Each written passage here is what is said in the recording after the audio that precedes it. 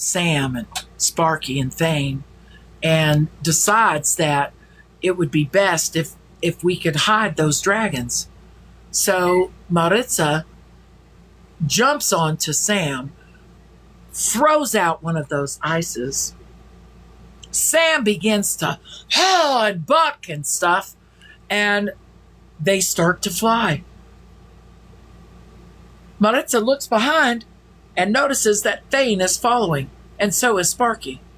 And so Maritza knows that she needs to hide all three of these dragons. But where? Where should she hide these dragons? She remembers. She remembers that there was this cave right here on this volcano island. She remembers that the dragons can go into this volcano and be safe in there. She cannot. So what she's going to have to do is persuade Sam, Sparky, and Thane to go in to this volcano right here. There's a cave at the base.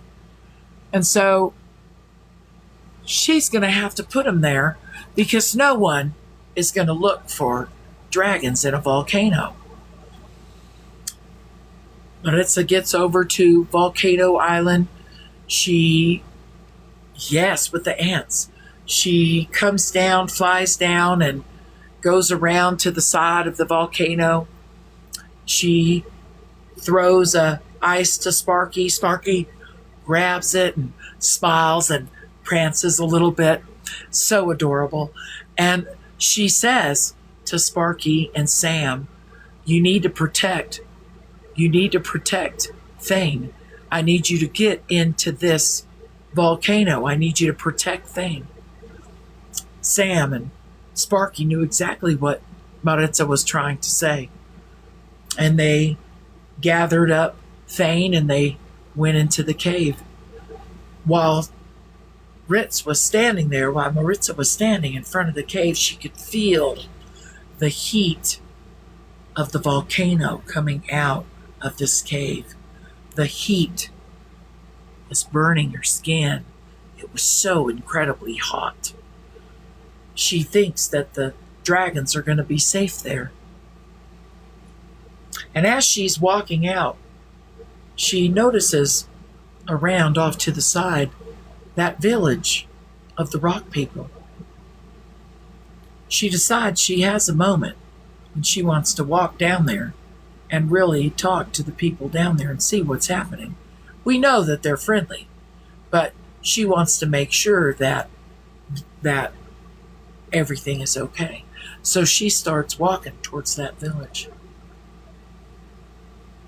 Meanwhile, back on the ship, Jared is at the helm, watching and making sure that nothing happens to this most precious ship. He's watching and he's looking out across the water, thinking how delightful it would be to take this boat out and just sail it and never stop and just sail and sail. He longs to be on the ocean. He looks out and he sees somebody on the beach. There's somebody on the beach on this island right here. There's somebody on this beach right here because Jared is right there. Here.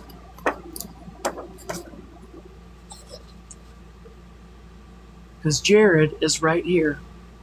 And he can see somebody on the beach. It doesn't look like Maritza at all. He's not sure who that could be. He knows he's not supposed to leave the ship unattended. It is his job to be watchful for that. He's not sure who he can turn to. But as he went back and he looked again, that figure had vanished. Maybe it was a figment of his imagination. Maybe there really wasn't anybody out on that beach.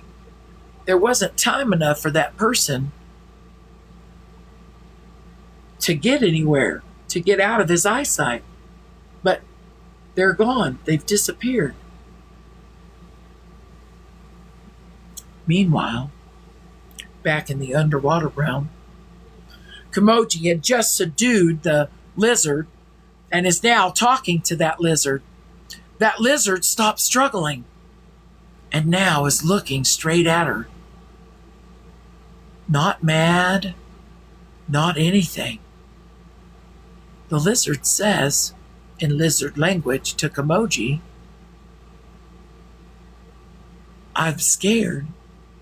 There was a bad person here who was shrinking all of the creatures on the island. I hid in the tree, and my skin can make me look the color of the tree. She never found me. I thought that this creature over here was trying to get me. I was trying to protect myself." Kamoji jumps off of the lizard, says up to Buzz, "1 second, Buzz." Buzz sees that everything seems to be safe and shape shifts back down to human form. Kamoji says, "This is what's happened. We now know what Miss V was doing to the creatures in the underwater world. She was harvesting them. She was shrinking them, and she was harvesting them.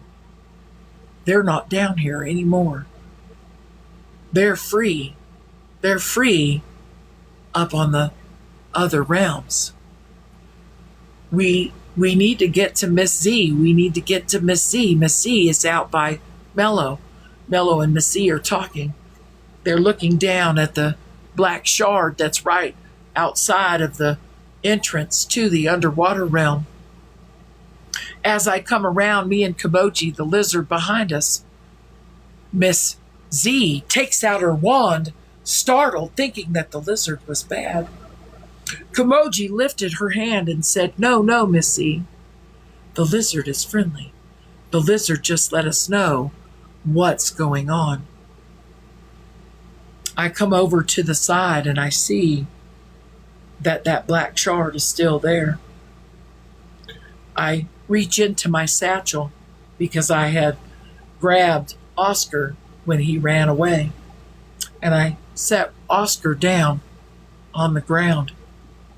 Oscar went over to that black shard, smelled it, and gobbled it. I picked Oscar back up, and as I was picking him up, I could see how black he was becoming from those shards. It was his feet and then the lower part of his body. Now it's coming up just a little bit more. I hope that he can survive these black shards. I put him back in the satchel, and I know what's going to happen is that in a few minutes there's going to be an egg that Oscar gives me because of that black shard. I don't know what kind of egg it's going to be, but an egg nonetheless. I close him back in the satchel. Now we're talking to Miss Z, and we're telling her about what Miss V has been doing to the mystical creatures that have been living down here in peace this whole time. The mystical creatures used to be loose all over the 7 realms, but their powers became too great, and they were destroying a lot of the villages in each realm. And so they took all of these magical creatures, and they've all been living very peacefully down in the underwater realm.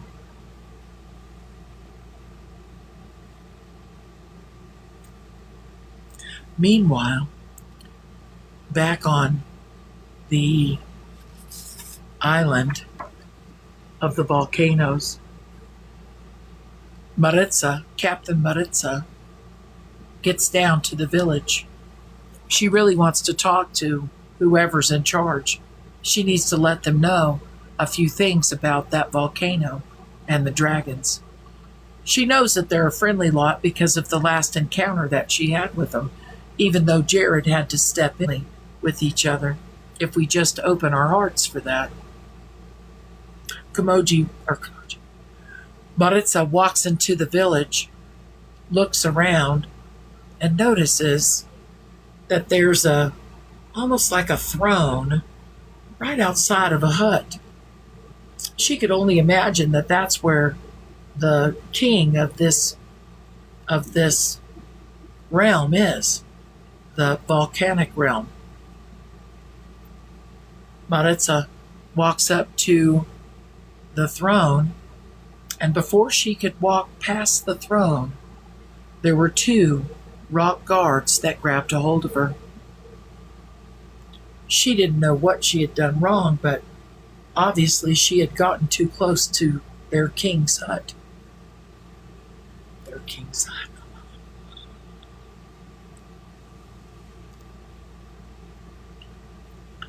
So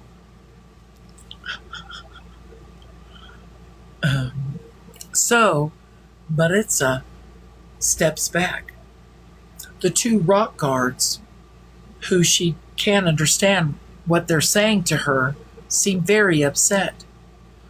The next thing she knows, the Rock King comes out of the hut and says, "Why are you disturbing my village?" And she says, "I'm here to let you know that I've placed 3 of our dragons in your volcano. We need them to be there for safekeeping. We need to make sure that no one can get to them." The king says, "I've read about you. There's books. Come, follow me into my hut." The guards separated. Sunshine, fearless of nothing, walked right behind the king into his hut. It was the most amazing, beautiful, gold inlaid hut she'd ever seen.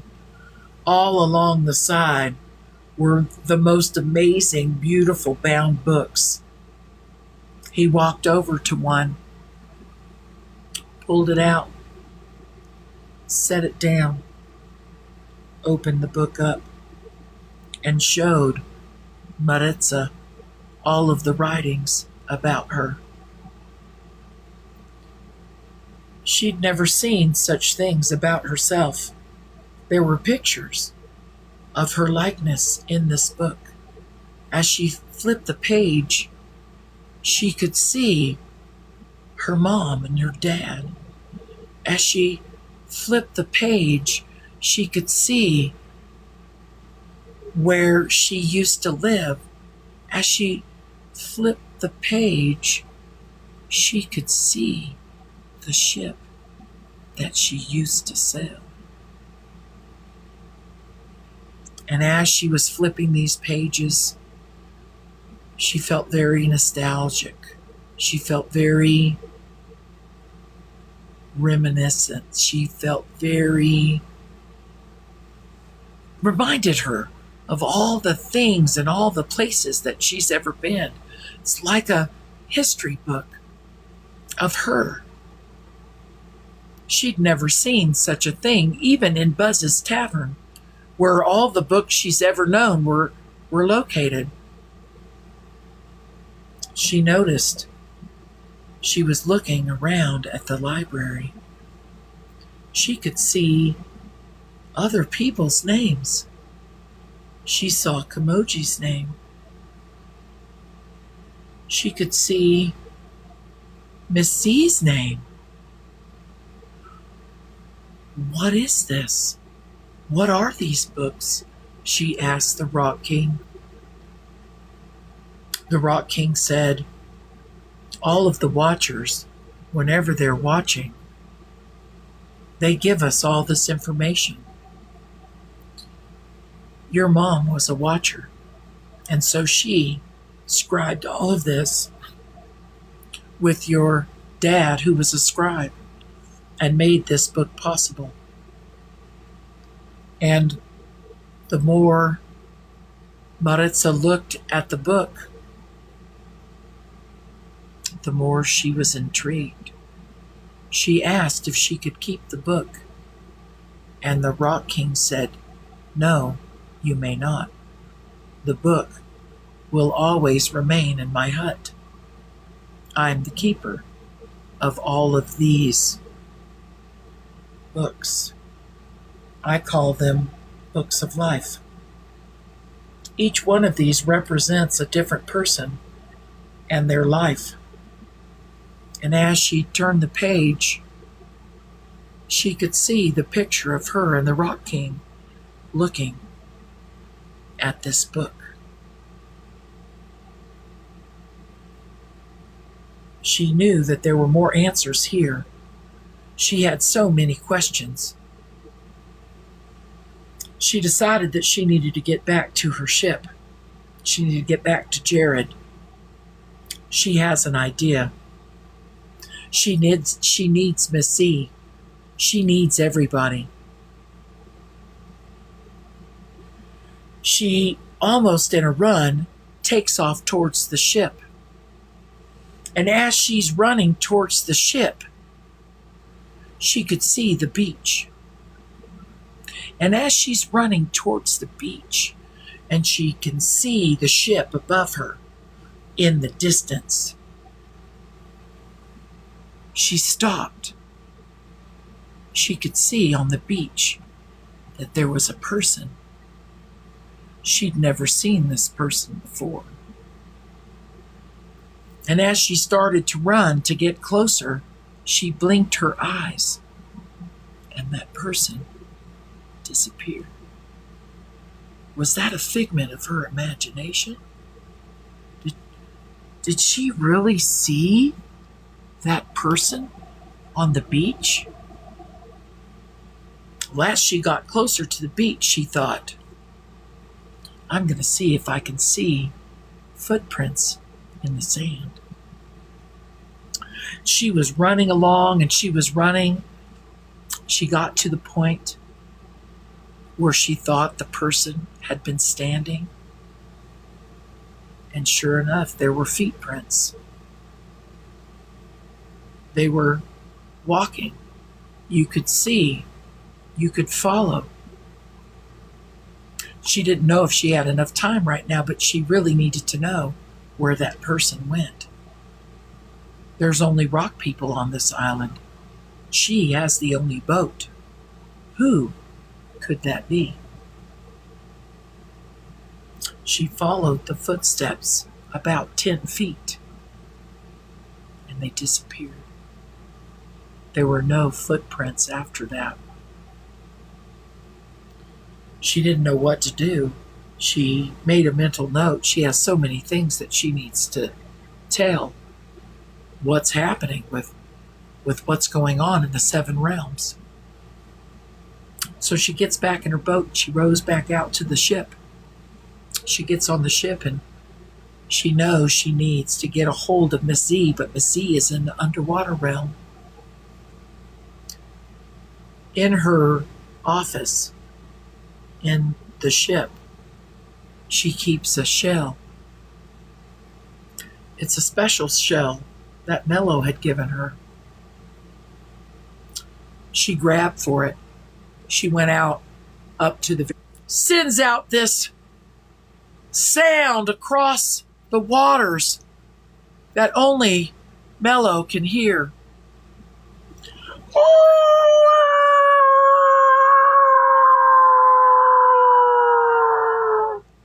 She sends it out again. She needs Mello. She needs to tell Mello what's happening. Meanwhile, in the underwater realm, Mello could hear it. Mello could hear it. And she knows that when Maritza blows that horn, that she needs to go see what it's all about. She tells Miss Z that she could hear the shell that she had given Maritza, and that she must go at once. Miss Z says, we all need to go. The lizard will remain here. Komoji tells the lizard in lizard talk to remain here, to stay hidden, because we don't know what might happen. The ball starts to get bigger. The ball that Maritza gave to Missy, it gets bigger. We step inside of this ball. We go through the entrance. We're underwater. We're not in fear of any kind of problem in the underwater part because we're in this ball. We pass the ship that's right on the outside of the underwater realm. That ship that crashed because of the octopus. And we start swimming around, and we're coming around in this globe. And the globe comes to the surface and just kind of bounces for a second. And then comes out of the water and over onto the ship and drops down on the ship. We're now safe back on the ship. We look overboard and we could see Mello. Miss Zena wants Mello up on the ship. Miss Z reaches out with her hand, and the power in her hand picks Mello up. And as Mello is coming up on board, her fin turns back into legs, and Miss Z sets her down on the ship. Well, Mello hasn't had legs in probably 150 years. It takes her a minute. She falls a little bit. She's looking a little bit drunk like as she's walking. Poor Mello.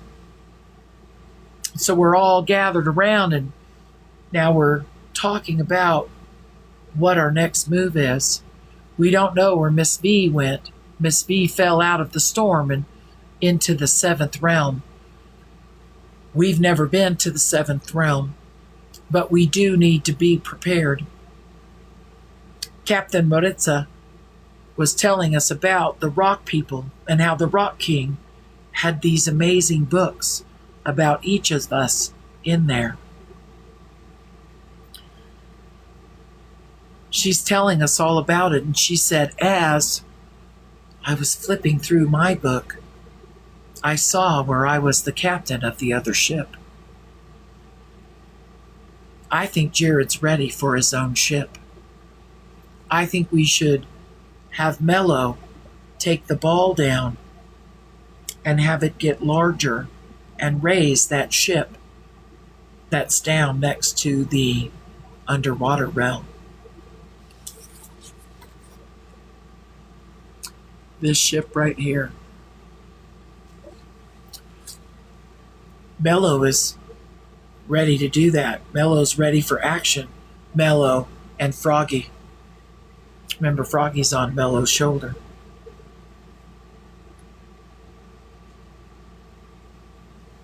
And as we're now dividing up, getting ready to go take on this other ship, Jared had looked up and looked across over this seventh realm, right across it. And what he saw, he was very familiar with. It looks like Miss V isn't done. The cloud, the storm that Miss V rides is starting to build again. They must hurry. Miss Z goes down with Mello down underneath the water. They make the bubble bigger. They put the ship in this bubble, and they are now raising it to the surface. You could see how it needs some work. You can see how the water has degraded some of the planks.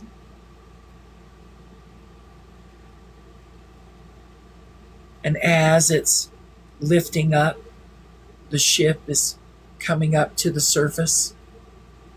You could see the water coming out and around all of the ball that's holding it. Just like when you squeeze out a sponge, all of the water just spilling out. And as they could see fish falling from it, they could see things falling out of the ship. They noticed in the big hole on the side that there was a box. Mello had never seen this box before. She'd been all through that ship. It's almost as if whatever was making the ship lift made that box shift, and now is moving out into daylight. It's almost as if it's moving on its own. That's so peculiar. So as the ball gets up to the top, Miss Z, now floating above it, starts to fix the things that are wrong with the ship with her hands. She calls for Kamoji. Kamoji gets to the edge of the other ship, and Kamoji's hands are up. Kamoji is also fixing the ship. It's crazy how you can just see the hole get filled. It's crazy how now the ship is ready, and they set it in the water and it floats. They go through the whole ship.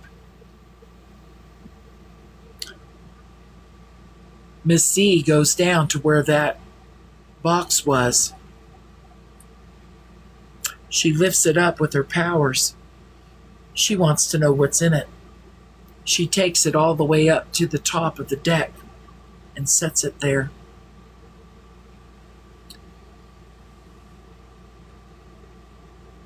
And as she tries to open it with her magic, it wouldn't open.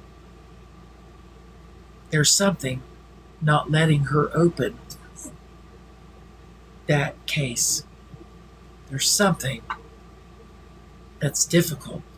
Is there a spell that is not letting her open it? She calls for Maritza.